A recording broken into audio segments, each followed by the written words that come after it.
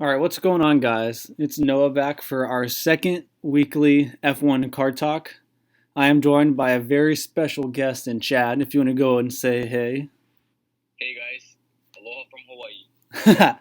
And before we get started, I wanted to ask a few questions for you. Some basic break the ice intro questions. And my first one for you is, how did you get started in like collecting cards or even F1 cards in general? Man, I started off when I'm almost near 40, but I started off when I was like a little kid, and I was in that junk wax era, and I was into baseball, and I mean I had all those like millions of Don Ross cards and Oh yeah.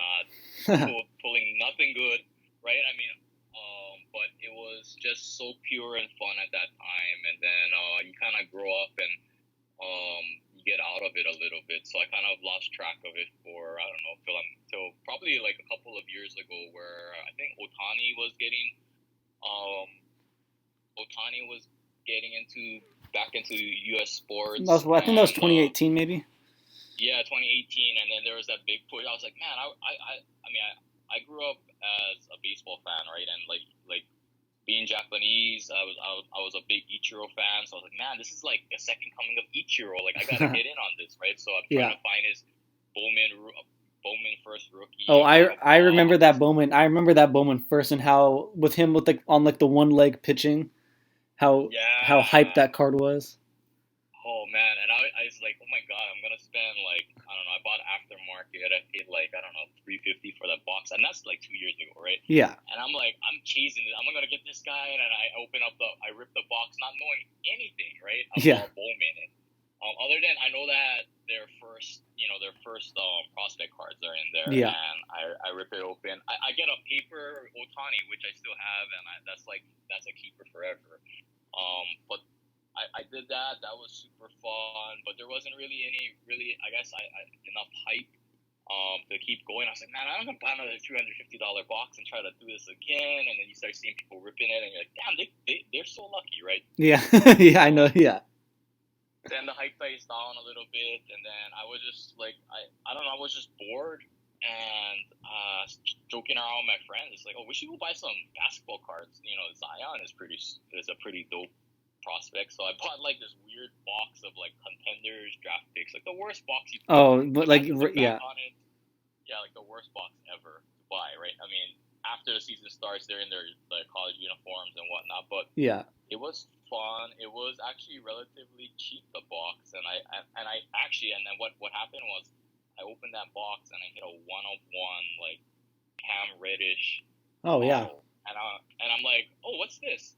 Oh, it's a 1 of 1. I was like, wow, these things must be pretty easy to hit, right? And you're like, and that was probably the end of it. And then I've been kind of into it ever since. And then get yeah, I'm a big product of the Drive to Survive people that came into F1. And man, I was just hooked. I mean, I was hooked from the beginning. It's like watching like Hard Knocks for racing, which was almost more That's a very good intriguing. comparison. You know, it's super interesting because not only are you're not focusing on like a whole football team and all the different pieces there. You're focusing on 20 drivers and maybe even less than that because I know they show probably only like I don't know 6 or 8 main drivers throughout the whole season. So Yeah. I mean, you kind of start falling in love and just understanding that these guys are like flying almost airplanes on the ground. You're like, wow, that's super cool. So that's kind of how I got into it. And I mean, being that um, I missed out on Dynasty. It got to the point where the price point was just too high for me. And then I was like, whoa, hey, I love Chrome. Yeah. Coming from the baseball side, oh, I love Chrome. So hey, um, let me get some of that. And that was it. I mean, that's what got us here today. So it's been a cool journey. Oh, for sure. And then, so I know you're a big card guy, and I know a lot of people won't know this, but you collect some other very interesting items Oh, that you've talked about. If you wanted to share a few of those and what you how you even got involved in those, because when you told me those, I was shocked. oh man. Well, as I guess once you're a collector in life, you become a collector forever, right? So Yeah. I so happened across. I wanted to get a Japanese sword for some reason. I wanted to get a samurai sword, and I was like, maybe. And this is probably like maybe 5 or 6 years ago, and luckily I was just, I don't know, Craigslist for some reason, Okay. and I found one, and I went to go. I was like, yeah, I've been saving the money forever. I'm gonna get one. So I ended up getting into Japanese swords, and I mean, luckily enough, I had a good old man that became kind of like my sensei. Taught me everything. I mean, he was an ex antiques dealer, so he always strived to teach me that there's more than what you're just collecting now. There's always something else, right? I mean, and when you get too much of one thing, or like say for instance, we're too much into F1, there's always something that you can step away from. Yeah. And kind of go and kind of recenter and come back, right? And I guess for me, F1 became kind of my step back from sword collecting, which has been good because when you try to shake samurai swords out of a tree, they don't come out falling very easily. No. But I mean, that's the same way where it's getting with Formula One. We're getting to a point where we just can't shake the tree hard enough to find stuff now. So, but it's Japanese swords. I'm into antiques. I'm into art. I mean, all kinds of fun stuff. I mean, you name it, I probably can give you some information on it or find you some information. Sweet. Love to hear that. So I wanted to jump into some eBay auctions that I pulled up, and these ones were over the past week.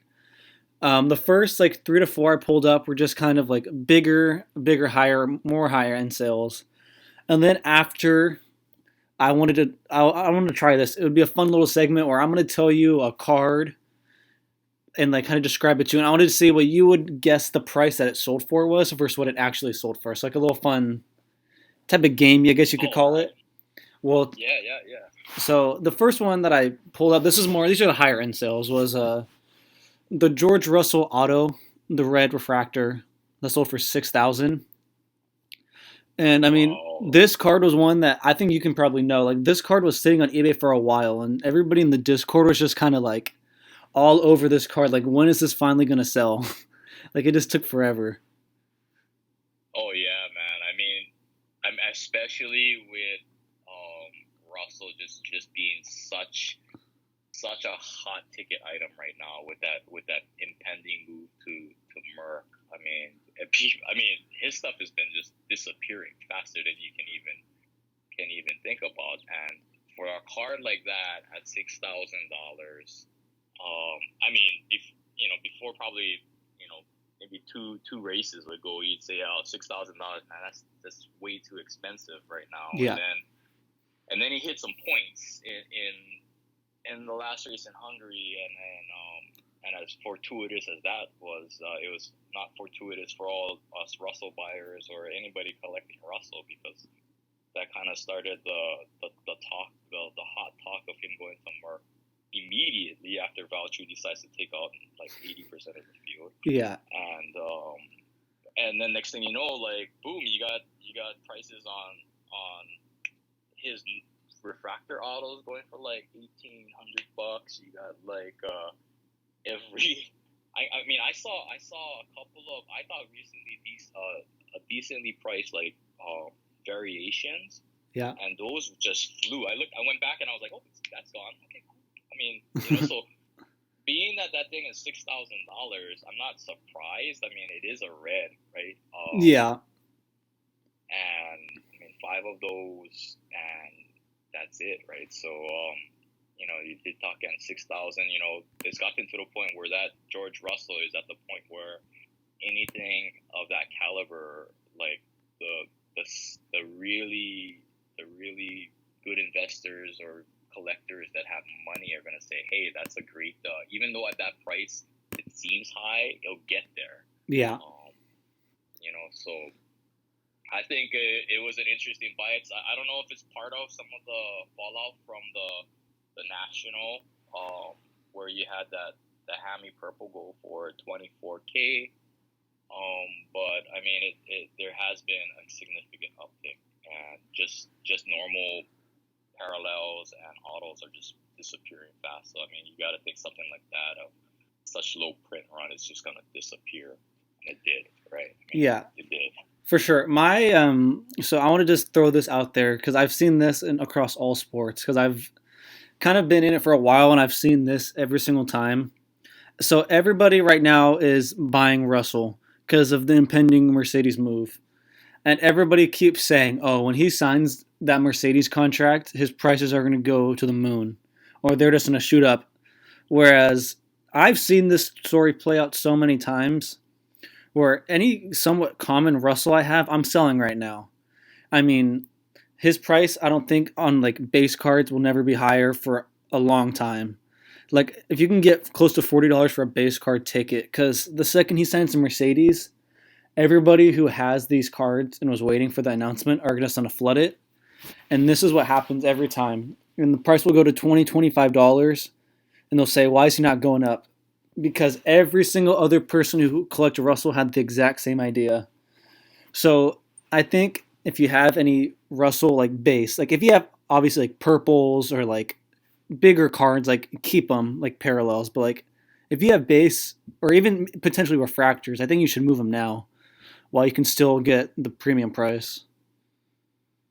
Absolutely. I mean, it's funny is this phenomenon probably is buy on rumor, sell on truth is commonplace throughout a lot of things in life. You're talking stocks, crypto, you're Yeah. talking cards, anything. I mean, it's the hype is like, I mean, the hype is already built into the price. It's like unless like he does go to Merck and he gets pulled, Yeah. right? He gets pulled at Belgium off the bat. I mean, unless you get some like, I mean, it's almost like a baseball player coming in and hitting a walk off in the first game, or Yeah. a basketball player coming in and going Hitting off for it's like like hitting a 40 buzzer points. beater and like yeah. Yeah, on the first game, right? I mean, I a good example would be probably Kevin Porter Jr. He came back from Houston. He played one game, dropped 50 that night. Yeah. His cars were like, I mean, but that rarely, I feel like that rarely happens in F1. There is a pseudo pecking order of how things go. Even if you get a better car, I mean, it doesn't necessarily mean that you're gonna be the better driver off the bat. Very few. I mean, he showed it the last time he jumped in a Merc. That hey, he can lead a race, but definitely, I mean, you got the max factor, you got hammer time. I mean, you got so much going on that the pressure could be too enormous for him to actually do that well in the first race. So Yeah. like you said, I mean, especially with base cars. I mean, people argue that Topps Chrome is a short printed set, anyways, and which it is. It's not printed. It's not printed nearly as much as like Topps Series 1, Yeah. other stuff. But you're still talking. If you can take 6 George Russell cars, turn them into $240 at $40 a piece, and go buy yourself a numbered Russell. I mean, that's what I would do. Yeah, that's what I'm trying to do right now. Just any base I have, because I have one master set that I'm just kind of slowly building over time. If I happen to get like a card in that I don't have, random chrome, I'll keep it. But like I bought like at the National, I bought all these Russells for like $10 a card, and like it makes like I have to sell them now because I know whenever he signs, they'll drop a ton in value, and then I'll be kicking myself like, man, if only I sold and got top dollar. And it's like if they somehow for some reason go up, I'll take my loss and I'll say I was wrong, but I don't see that happening. Yeah, I feel like, I mean, I have that problem where I'm like, oh, here's this shiny little thing that I found, and I don't want to let it go, and I end up being like, damn, I should have, 2-3 months later after the peak, you're like, oh, I should have let that thing go. It kills you, right? Yeah. Which I think some of the people that are very successful in this business, like, I guess it comes down to, we're like, some of us are like really collectors. So like if you get some card of the guy you want, it's gonna be super hard, even if it's a base, to let it go. But Yeah. Yeah, but I mean, like you're saying, it's like I think it's one of those things that at some point you can never time it perfectly. So it's almost like even if you're wrong, at least the money is not tied up, and you can use it to go get that right thing at that time. And but that's difficult and hard to say to do, and in practice it's difficult as well. So, but yeah, I mean, if you can do that, absolutely, that's the way to go. Definitely. 100%. And so the next one I wanted to pull up has to do with ridiculous prices of boxes. So I found a hobby, what is it, a hobby case that sold for $10,500, and I wanted to hear if you thought that was high or low.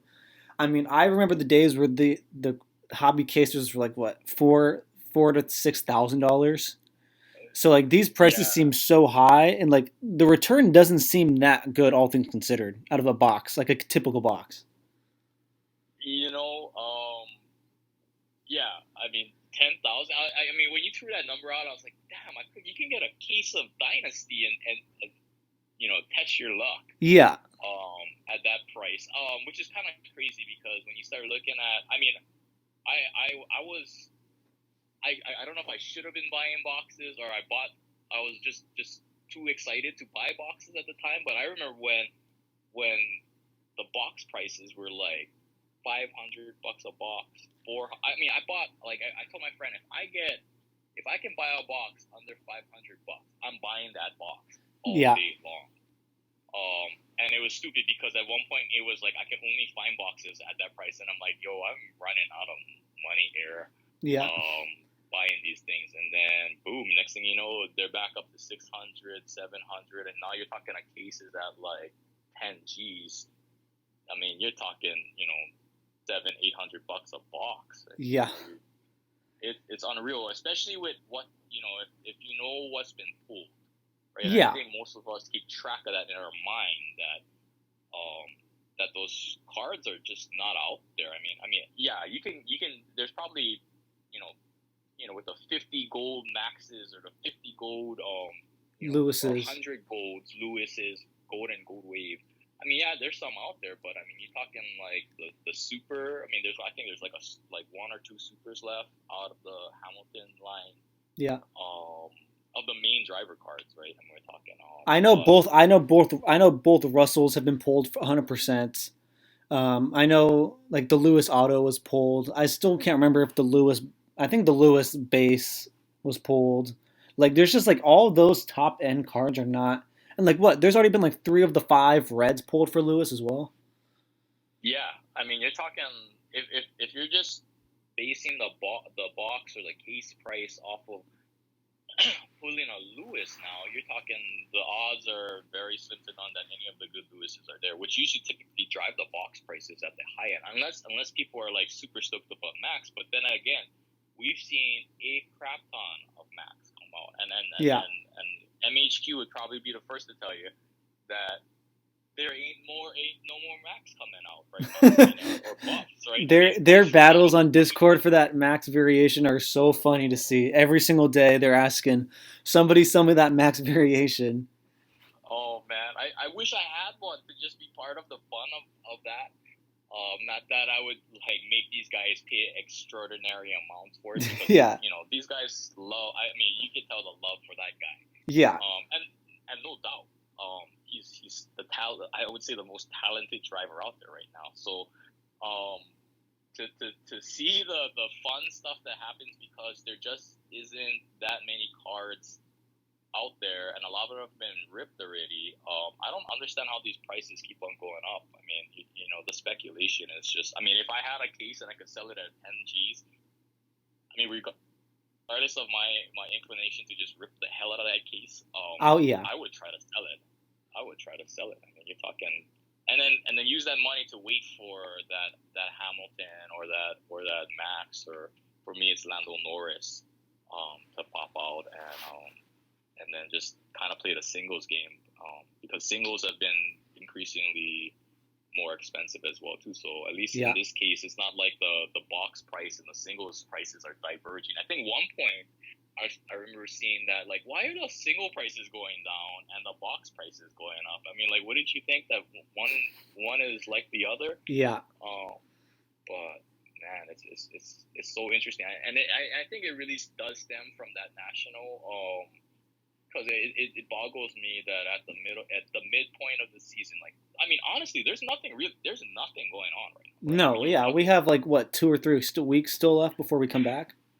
yeah, I mean unless everybody's like me and I'm on online Formula1.com GP blog. I mean I am just like Lando Norris, Yeah, nothing. Okay, George Russell, come on, Merc. Or I'm on Reddit trying to be like, oh, is there any news? You know, I mean, yeah, unless you're that addicted to Formula One like I am, then I mean, there's no reason for this to be going on. But hey, as a collector, it's a good thing. It's a good thing that money is coming in. It's just a bad thing that maybe it's coming in too quickly.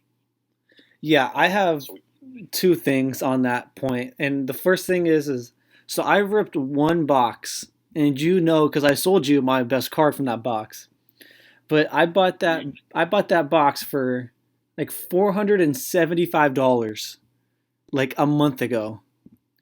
And I told myself, 475 is a great price to pay.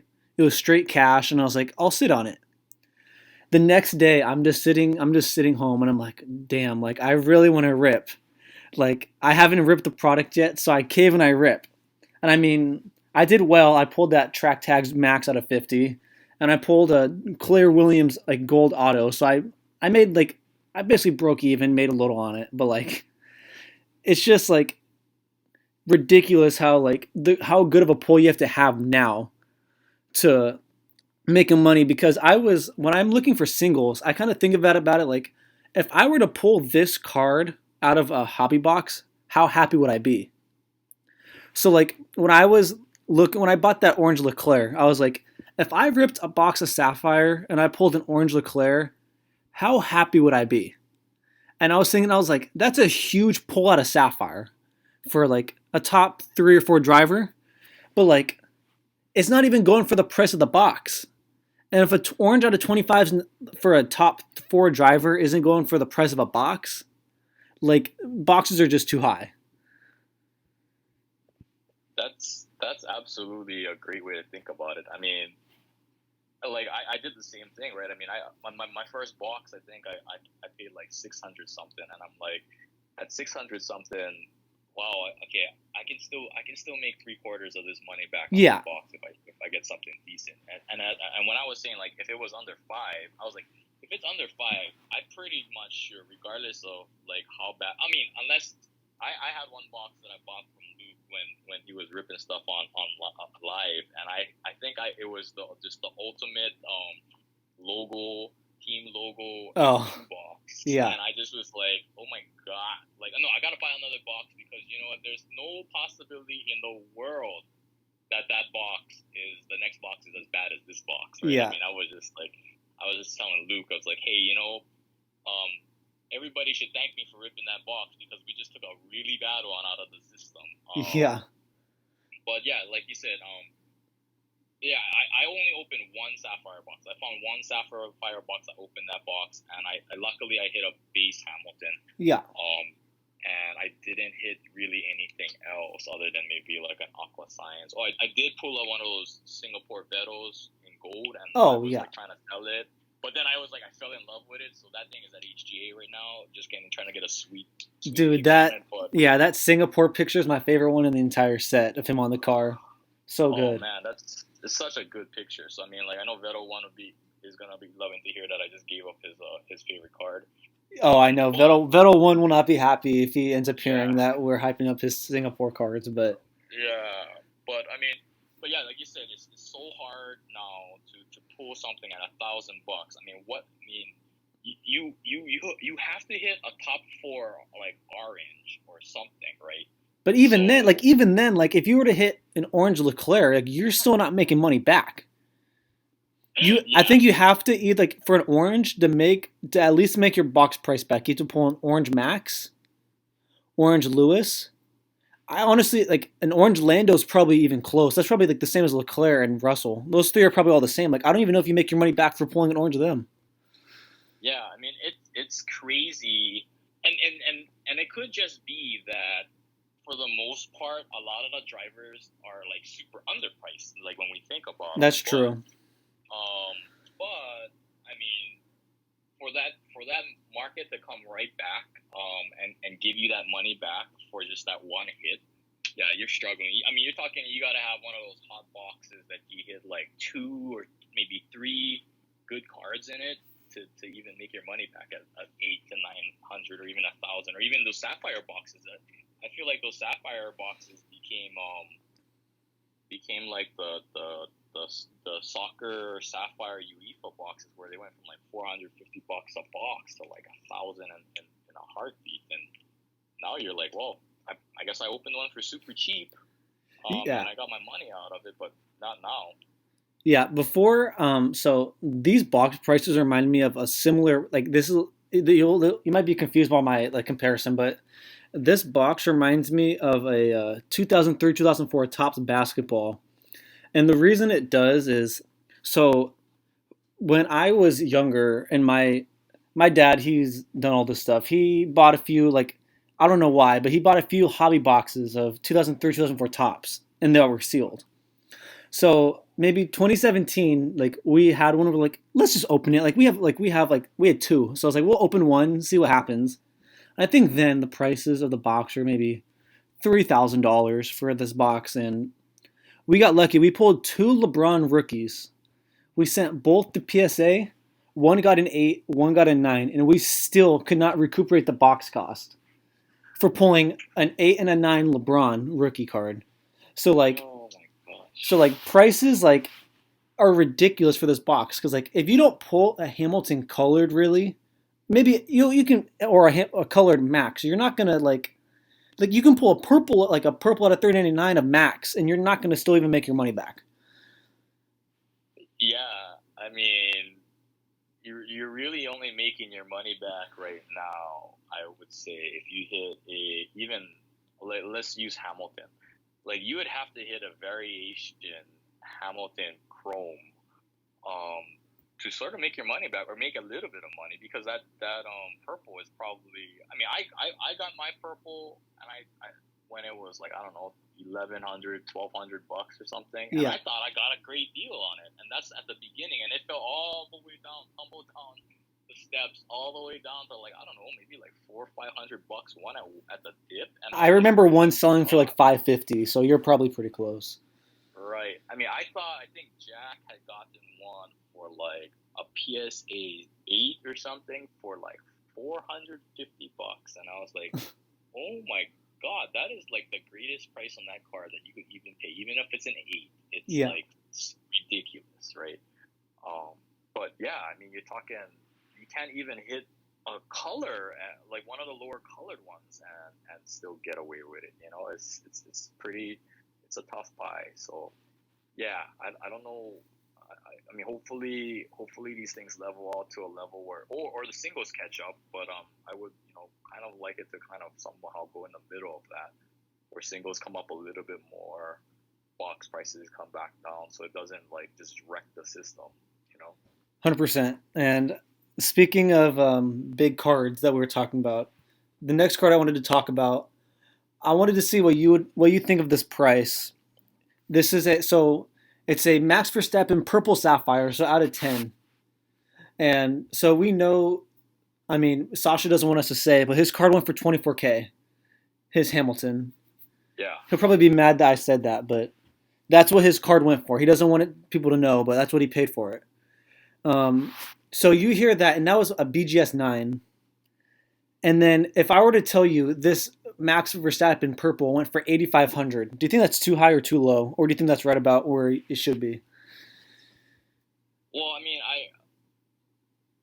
all the Max guys are gonna probably hate me for saying that. Hey, it's probably the gap between Hamilton and Max is probably like too big, right? I mean, obviously either the Hamilton is too high or the Max is too low. But it's a purple driver, and I mean, I get the idea too that people are saying the driver in Sapphire is probably overrides the variation. People are gonna shoot me for saying that, or agree with me. But I agree. I'm one of the ones that agrees with you, but I know people will find that a hot take, that I think the base driver is better than the variation. Yeah. I mean, I can go either way because you could say that the purple or the variation is way harder to hit. So why, but it's just gonna come down to personal preference at that point. And I get everybody's argument, and I do somehow see how some of the prices for the driver have just been much higher than the variation, which sucks because I bought a bunch of variations. But yeah, I mean I mean, you're talking. I know we saw that the red Max Sapphire go for 12K. Yeah. So I mean, you're talking, and that was like I think that was like a BGS 85 or something, or It was yeah, I think it was like a 9 or a 9 to an 8. I can't remember exactly what it was. Yeah. I mean, so you're talking a graded one, so maybe that one was cheap. I don't know, but that thing like flew too. So I think it's great to look at it from. It sets a new point for Max's cards, and that's not a bad thing. But I personally, I mean, I don't know if I would want to spend 8.5 on that. I mean, I was looking at that card too. It's like, oh, could I get that for like 6,000, 5,000? I mean, that'd probably be reasonable. Like, I mean, not that at the time I could probably buy it, but yeah, I mean, but yeah, but given that the way the prices are going, and there are some, it's weird because Hamilton drives the market. It's almost like Hamilton's racing way out in front, and Max is just creeping back in with each performance, and I'm sure that 8.5 is gonna be a good number eventually. yeah. So this last kind of higher end card I have before we kind of play our fun guess the price game is a Sapphire Lewis Hamilton short print of him sitting, and like in comparison, like that Max was the purple out of 10, and that sold for 8,500. So this Sapphire short print, it's a PSA 10, but like they're not that hard to grade, these normal ones. And this went for $3,800 on PWCC. Like, I know PWCC does that to prices, but like you're trying to say that 2 of these equals 1 of the purple Max. Like, I just can't buy it. This is either too high or Max is too low. Yeah, it's crazy. It's crazy when you start looking at some of those other ones, and you're like, well, that one seems way too low. Yeah. And yeah, I mean, it's. I mean, I could see now, like, if you were to think about it, like, well, okay, what would have made that Max better? Could it have been if it was a red? Is it that much higher, or is it if it's an orange? Is it that much lower? Or is that Hamilton because it's just the wrong color, or it's the wrong which Hamilton was that one, by the way? The one I'm just talking about right now? Yeah. It was a Topps Chrome Formula One Sapphire Lewis Hamilton short print of him, like just like just like the short print of him sitting, like not even like a color. It's just the yeah. I mean, jeez, that's like that seems ridiculously high. 3,800. I saw one because I saw one when I was at the National, and I think that he was asking $2,250 to $2,500 for his. And this one sells for and that seemed about the price at the time, like reasonable price. But this one for 3,800 is insane. Yeah, no, I'm with you on that. I think that one's like pretty. That I was thinking for some reason in my mind I was like an aqua or something like that. Oh, I see. You got that beautiful color match, but yeah, if it's, I mean, you're talking that variation base Sapphire, you're talking like it's like out of 600 something, right? So, yeah. You're talking. I mean, I'm pretty sure that you could get you're probably not even getting like regular chrome, like to the 70th anniversary like golds or oranges going for that price, and that one is a out of 600 sitting. I mean, great condition, better condition than some of the other cars that we're seeing. But 3,800. I mean, I would have just spent my money somewhere else on that one. But this is it's Yeah. It's what the market bears on any given day, right?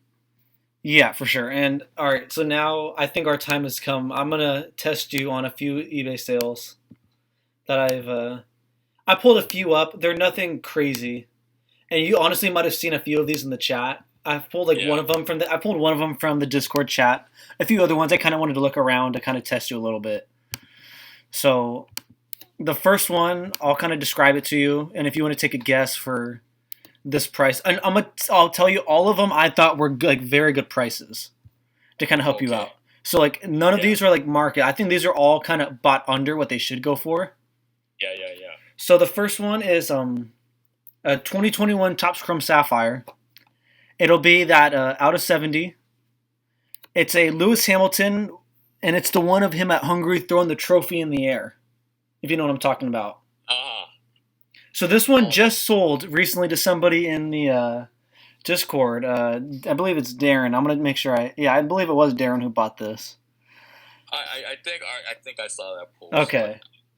honestly, is that it's I would think it's at least a you know 40, 30, $40 card. I Yeah. thought. See, that's what I thought too. And then he posted he got the card for $3.25, which is Yeah. what it sold for.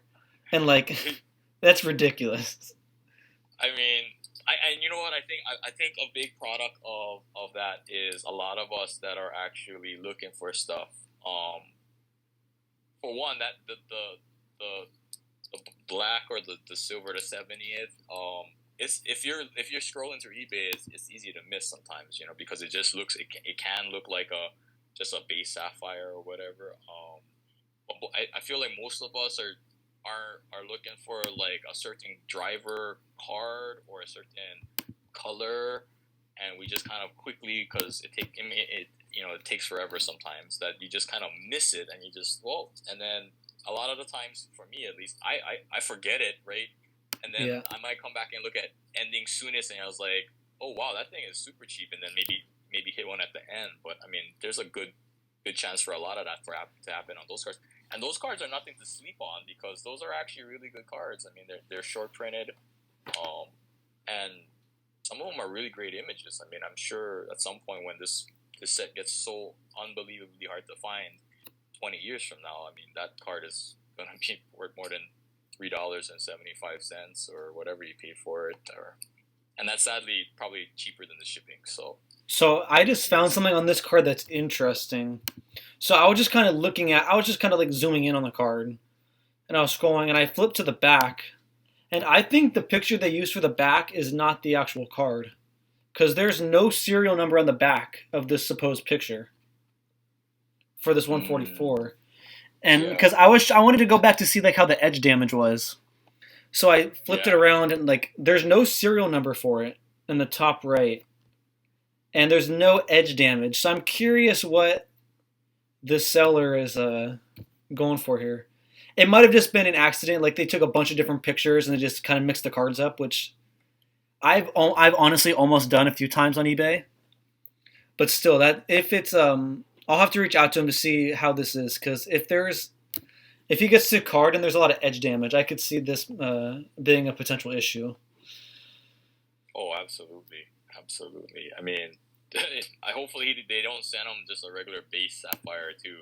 I mean, I that don't could think so, be because the first picture is clearly the black out of 70. It has the 70 in the bottom and a sapphire, but like that was very interesting to see the back did not have the serial yeah. number. I mean, that's interesting. I mean, definitely like I've done it where, especially like I don't know, with the Lando cards, there's the freshest and the regular driver card, but the backs, other than the number, like if you just don't look at it real quick, it looks like the same. I mean, I was like, is this the same card, or so Yeah, it's easy.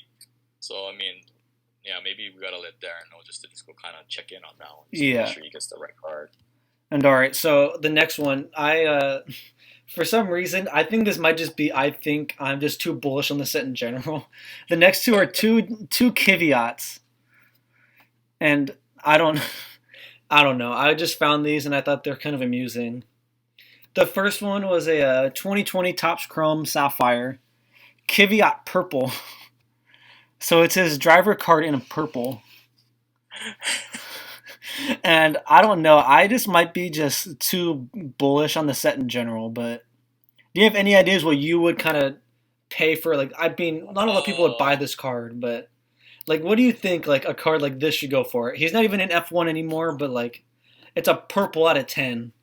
So, is it a driver too? oh, is this your card? Don't tell me it's your No, card. no.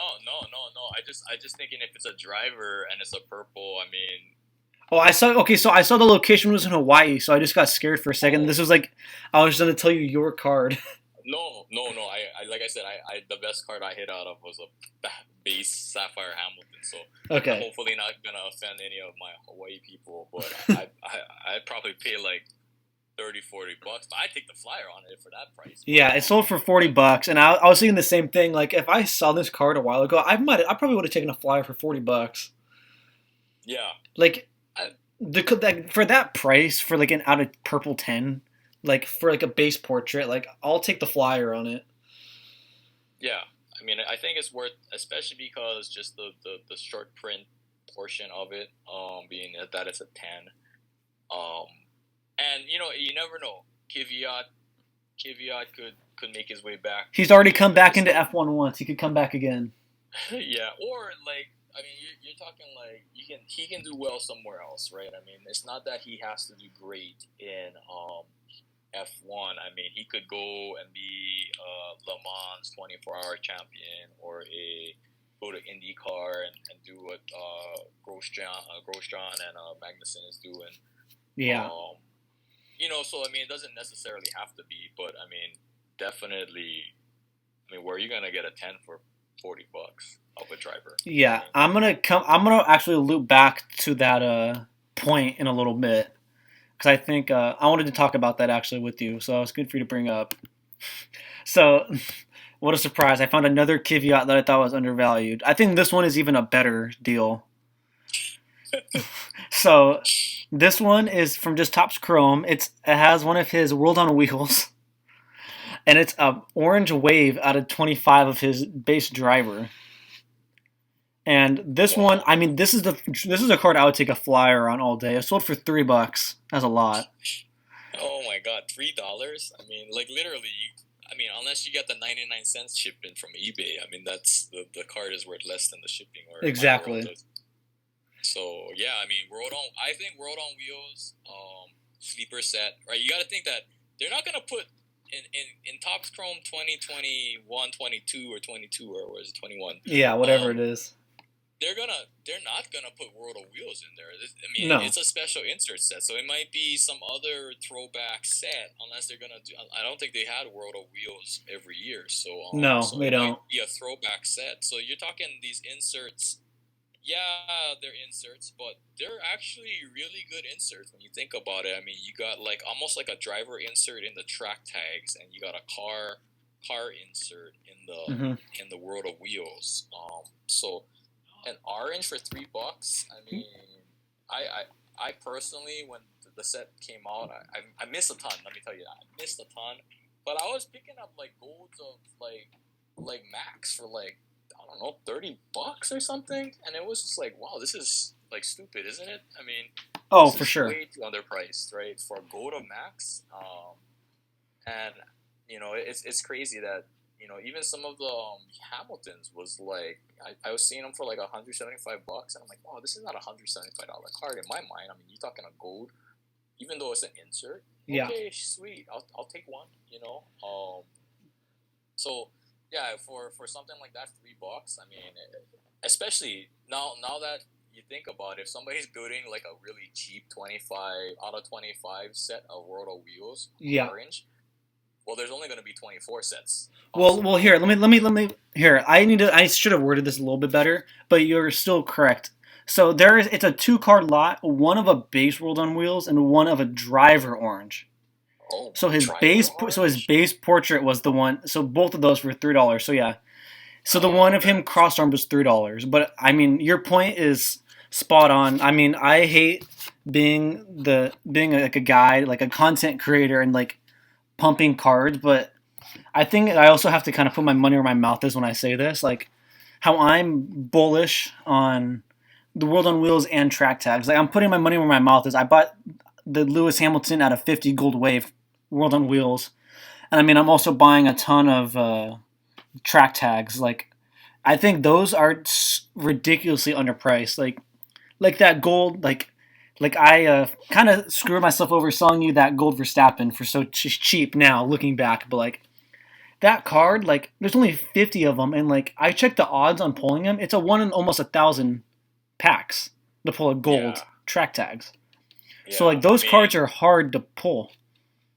Yeah, you're talking like those are almost equal to like pulling like a gold in Sapphire of Yeah, somebody you want. I mean, even worse, I probably think. But yeah, I think it's like 1 in 910 I packs. think that's Like, exactly what it is. That's right. yeah. I mean, I know that just because I've been like, I mean, I look at the I look at the odds, and I figured out, wow, these are like the most like rarest things on the planet. I mean, I think even Jack brings it up since not Justin's our superfractor guy, but I haven't even seen the superfractor of any track tag. I mean, I think the odds are like ridiculous on those. I've seen I think only one. I saw one. He actually I think he was the one. Somebody bought a George Russell Superfractor, but that was the 70th one, World on Wheels. Yeah, I think I saw that like maybe a month ago, but like that's the only one I've seen too. yeah. I mean, it's crazy. So I mean, those cards, like they were super cheap. I mean, like I was like so like ridiculously stupid when they first came out to not have bought a ton, because now I can't even find the ones that I'm trying to build out a gold set, and I can't find, like, I mean, I missed a couple stupidly, but yeah, they're hard to find, and and I'll be honest though, some of them have, like, a lot of them have edge whitening, Yeah, and whatnot. So I know mine they're did they're for gonna, sure. I remember yeah, mine did. Pretty, yeah. But but still, you love them.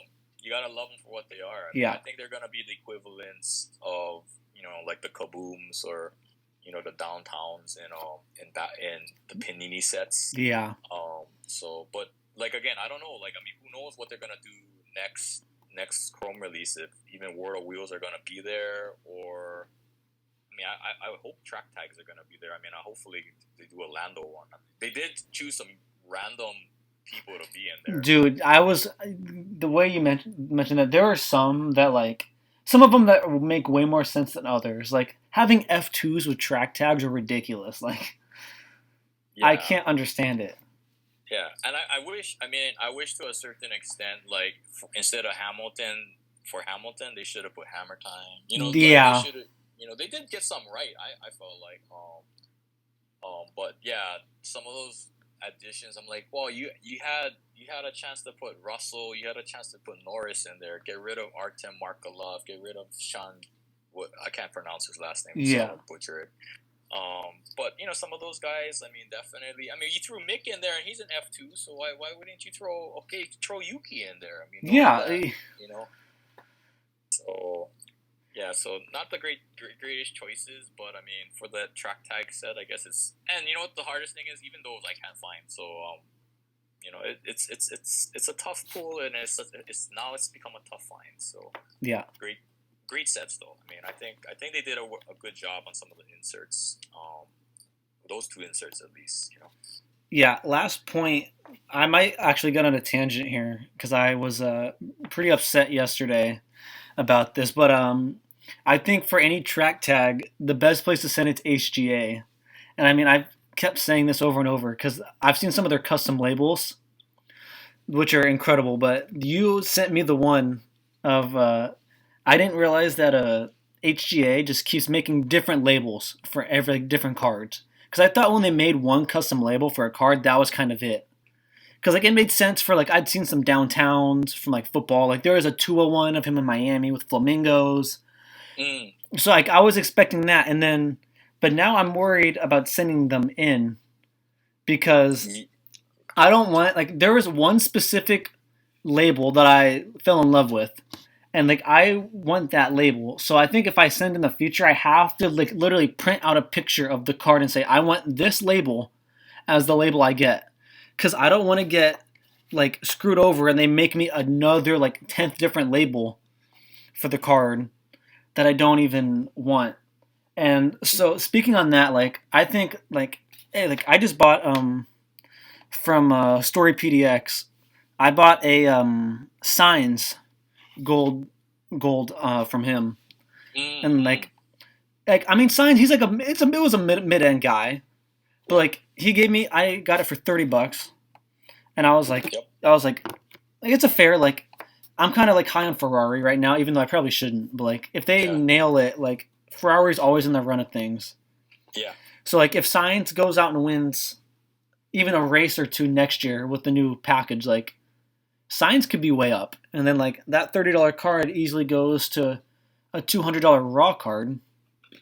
Like it's just Yeah. like the way things work is ridiculous, and I don't want to keep talking about Kvyat for too long. So we'll go to my last one I pulled up. This one is a so this is an F2 driver, but one of the fairly better ones. I pulled up a orange Jack Aiken, and this is his car card, so not his portrait one, Yeah. but his car card. Do you have like what do you think? Like would you like how much you think you'd pay for like just like to take a flyer on Jack Aiken as like a prospect, like for this orange driver card? I don't know. Probably like. I mean, I would say. I mean, I was buying some F2 driver cars just to speculate for like $20, $10 at the beginning. So I would say that if it's about now, I'd probably be spending that same price or a little bit less if I really believed in somebody. So I mean, Yeah, this so 18. Yeah. this Aiken, I think you'll be jealous of this price. This guy got the Aiken car card refractor orange from Sapphire for $1.35, Yeah. I and mean, like in my mind, I thought that was what you were gonna say. I was like, man, it's got to be like a buck card right now. You know? and it's like I'll take a flyer on like an Aiken all day long for like this price of like $1. Like you can't like a cup of coffee from Starbucks costs about the $5 it would take to ship to you. Yeah. So like you're taking a Yes. flyer for somebody he doesn't have the best shot to make it to F1, but like he has a like better shot than quite a few other people. Yeah. I mean, I definitely like as a person that's ripped. I don't know a few boxes or so. I mean, I like an Aiken car card. I wouldn't even have listed it. It's not even worth my time to list it. Right. I'll put it in my per se junk tops chrome box, and Yeah, then maybe 5 years from now, I'll be like, oh, did I have any Jack Aiken? He's in F1 now and he's doing good. yeah, Like, oh, you know. But yeah, I mean, I'm not active. Like I was actively buying some guys just to get some the potentials, like the Schwartzmans, the Elots. yeah. Those ones make a lot more sense. Yeah, I pulled a Jack Aiken. I have a Jack Aiken gold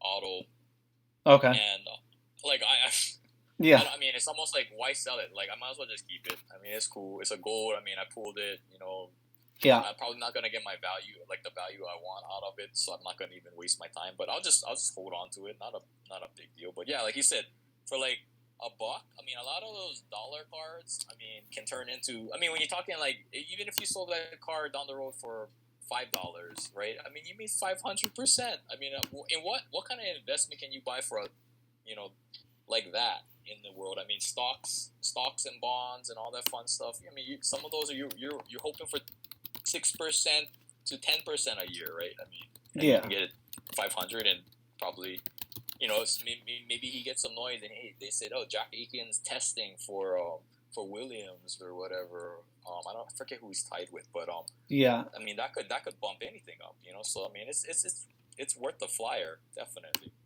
yeah. And all right, so the next topic I have, this one will be near and dear to your heart as it's so recent. But I wanted to talk about Lando's two separate autos he has.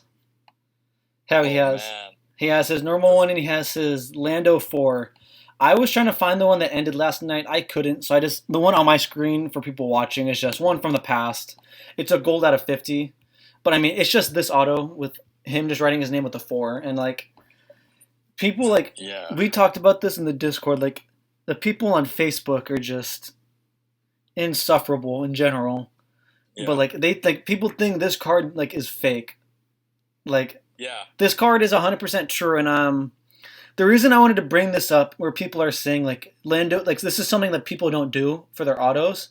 Yeah. Like, so I'm a big baseball guy as well, and so I watch Phil Pulls all the time, and he had Yeah. his own Topps archive card, and he specifically like had fun and did stupid autos for his. Like, he wrote down his YouTube channel name for some. He wrote down like Miguel Cabrera is my father, like stupid stuff for his auto. But like this stuff exists. Like if people try to say like this auto doesn't exist, like they're just not telling you the truth because this is 100% real card. And what I Yeah. think happened with this is I think it was just Lando, like he started like this way for a few for fun, and then he realized it was gonna take him forever to do them like this. And then he said, "You know what? I'm just gonna go to the fast auto. I don't want to be here forever signing cards." Yeah. I mean, I guess the legend would be, now that I have one, I would say, or hopefully it's making its way across the Pacific Ocean right now. Hopefully sooner than later. But yeah. I mean, we hypothetically think, what if he did 4 of them, right? Maybe he did Lando for 4 times, so there's really only 4 of these in the world, potentially, maybe, Yeah. And like you said, it happens all the time. And, hey, I'm a big believer in, hey, Topps or Panini or anybody is not going to put something on their card and guarantee it. I think it says on the back of Yeah, it's a top. So on the bottom left, it says top certified autograph. So like they're certifying it. Right. I mean, if they're certifying it, right, and we find out later down the road that Lando comes and says, joke around, that was my cousin that was just taking care of it for me for a little bit, right? Yeah. Then everybody with that card can go to Topps and be like, okay, Topps, you certified that this was him and it wasn't. So now give me something that equals this in value, and probably you need to pay me for retribution, or you can talk to my lawyer about that. And they wouldn't go. I mean, especially on some of the bigger releases. I mean, you're talking like there's that big controversy with Luca. I was gonna just bring up the Luca. There's one recently that just came out with LaMelo Ball and Miles Bridges. I think that one is proven to be false, but they were saying Miles Bridges was signing all of LaMelo's autographs because they looked almost identical. But like, yeah, like the Luca's mom one is the one I was really thinking about with this. Yeah, I mean, I jokingly, I think I put in the Discord chat that this is gonna go next to my Luca auto, right? I mean, honestly, I do have a Luca auto. Don't get me wrong. And it's my only one, and it's Lulu basically. And I'm like, well, if and it's funny is I have seen other autographs that have come out where people have gotten the autograph and been like, oh, I got this from him. Shows the picture of him signing and everything, and it looks exactly like it. I mean, it's not a hard autograph to forge per se, but at the end of the day, anybody that wants to be like, hey, that's not a real auto, then fine, then I'll hold on to it till somebody proves me otherwise, and then when they do that, I'll just contact Topps, and I'll probably get something way cooler. So whatever's, hey, sit on the sideline if you want. I'm sure that I'm sure if Panini, it comes to find out that Lulu's mom signed all of them, Panini's probably gonna go under, because there are so much money in those cards that the class action lawsuit will be like ridiculous. Right? Yeah, I even think that like this card, like even if it came out that somebody else did it, like it would be like that cult classic card that like these are the only ones that like Lando didn't sign. And like even like weird, like I've seen such crazy like weird things like that would sell for like more than you would think. And like this is what I was like thinking of, like if it came out like these are the 2 or 3 that he didn't sign, like that would still command a huge price, knowing that like it's like it's like one of the only few ones in the world like that. Yeah, I mean, and we're trying to figure it out.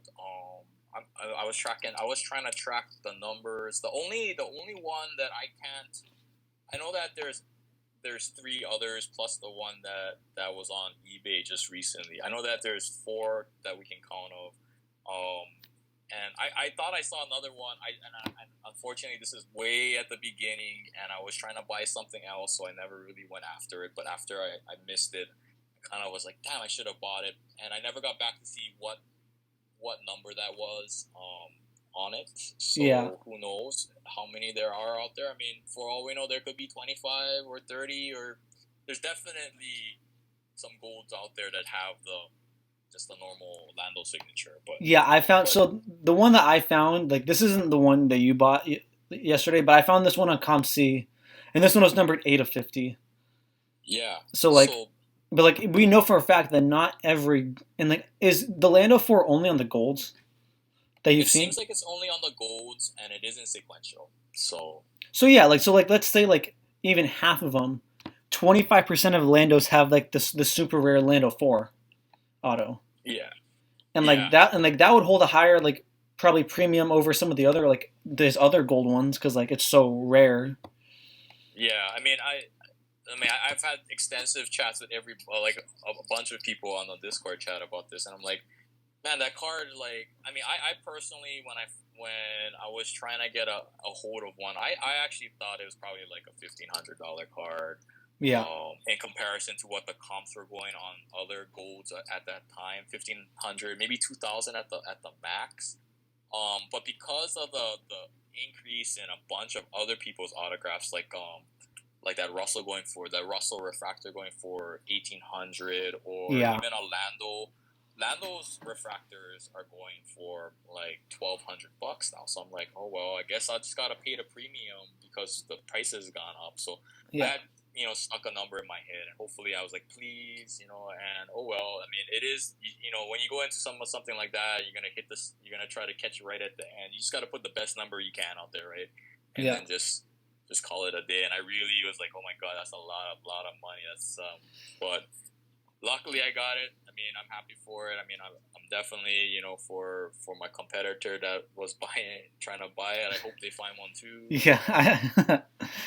I mean, I want to, I'm a Lando guy. I'm like ridiculously a Lando guy. I mean, I got some ridiculous cards of Lando. But for me, I was like, this is the card that I missed because I was trying to buy. I bought some other stuff at a time, and I missed it, and I missed it, and I missed it. Yeah. So I'm glad to finally maybe have gotten it. Like I said, I don't have it in hand yet, but definitely, the chase for something like that is real. Definitely, it's like finding it's almost like, because it's almost like an inscription autograph per se. Yeah. It is different, and it's almost like it's equivalent to finding like a card number card. Yeah. Too. So it's kind of cool in that sense. I mean, it would have been absolutely. I mean, I don't know how ridiculous that card would have been if it was like a 4 out of 50 and with Lando 4.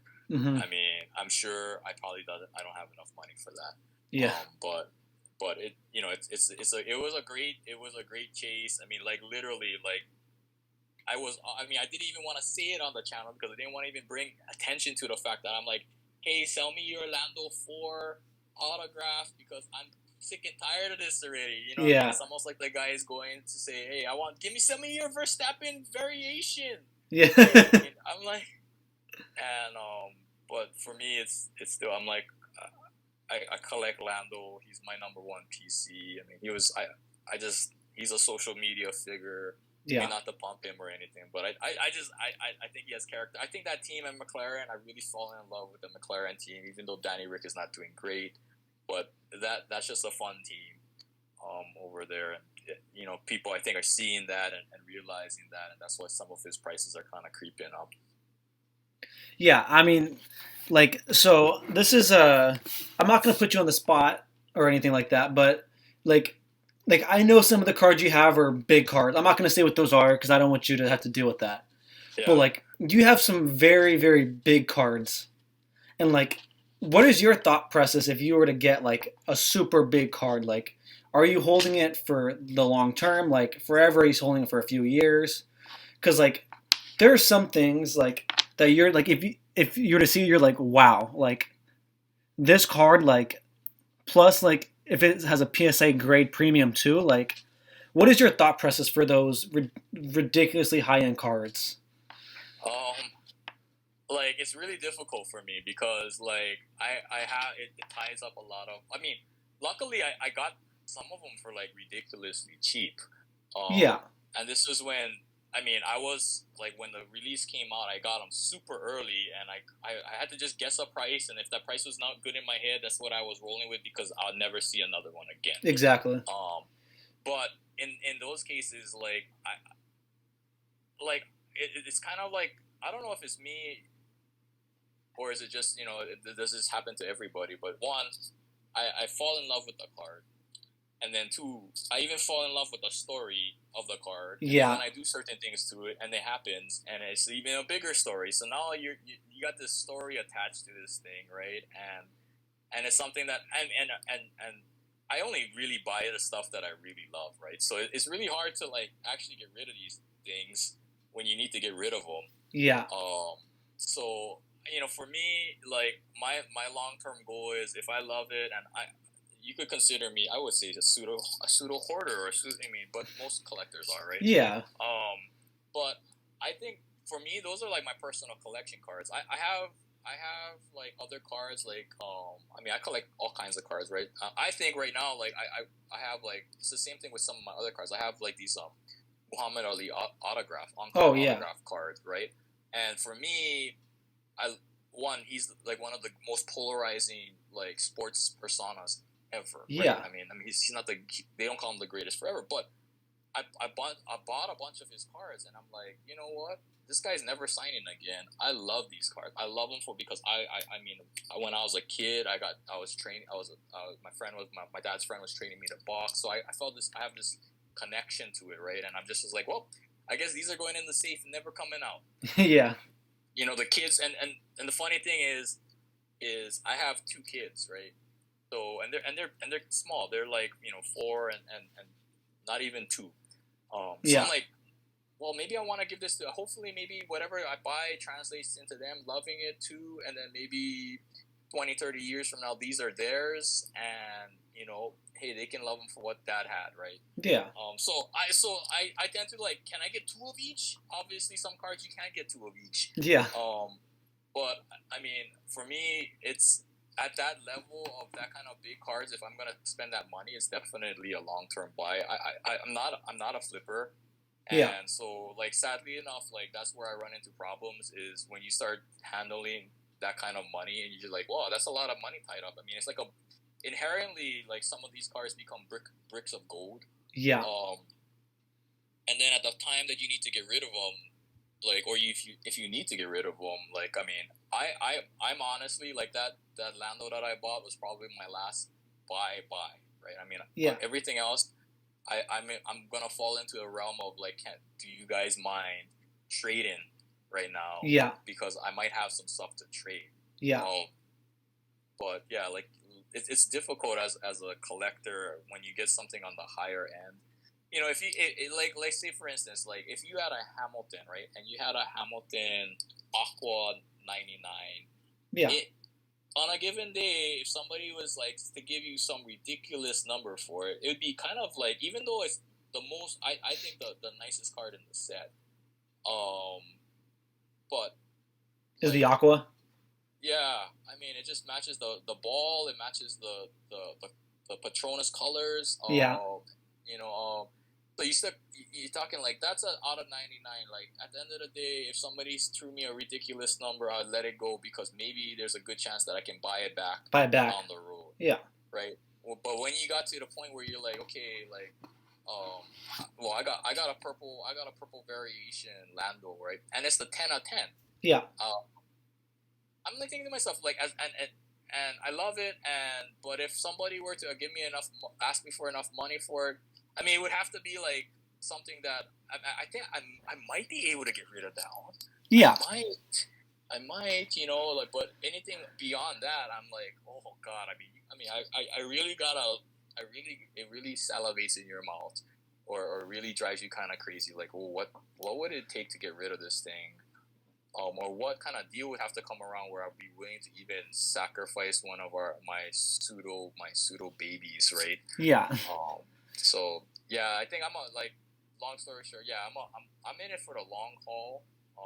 I never see it as like a flip on those. Yeah. On the lower end, I would say maybe if I picked up a gold or a 78 orange, or like in the low, like anything below 50 probably. Yeah. I mean, sorry, above 50 print run. I would think in my mind that's either gonna be a card that I'm gonna love for a good amount of time, Yeah. or I can either use that as really good trade, or if I needed to turn it into money, it's a lot easier to turn into money than actually one of the higher end cards, right? I mean, we saw that deal go down, and you're talking like 24K for that Hamilton. I'm like, wow. I mean, I don't even know. Do we fly with 24K, or do you want that? I mean, is that PayPal, right? I mean, how are we doing this now? So yeah, it's interesting, but yeah, like I guess that's my perspective. I mean, definitely, I'm definitely not a profiteer. I mean, I'm a profiteer to help fund the hobby, but not just a profiteer in the sense that just like I'm more in love with the money than I am with the card. I'm on the opposite side of that spectrum. Yeah, I wanted to touch on this. I'm going to touch on your point on you briefly, because like there are some cards you have. Like I like the point you made that there are some cards you have that if you were to potentially sell, you will never see that card again. I'm not going to say what it is. I want to keep the minds imaginary for people listening of what this card, like what these cards could be. But like it's fair to say, like some of those cards, if you were to move, like you will never see that card again. So like, it's just fun to like, or it's hard because like like you like that's how it is for me. Like there was like cards for me that like I can never move. Like for me, like I have the Mike Trout Tops update that I pulled myself. Like I could never like even if somebody gave me above market, like what that card means to me is so much more than what I could probably sell it for. Yeah. But at the same time, for F1 stuff, like as much as I hate it, like there's times where I have to like flip the stuff, and it's like nothing like it's like I'm not the biggest fan of flipping stuff, but like I'm only flipping up to get to the higher end F1 cards. It's not like I'm re-putting the money back in. I'm not like I'm trying to profit or anything. Like I only like the money like for like cards like stays in cards. I'm not trying to like make a job out of it or anything. But like yeah, it's just like you have to like part with some stuff that like you don't necessarily want to part with. But like you have to if you want to go up to get some of the better cards you're looking for.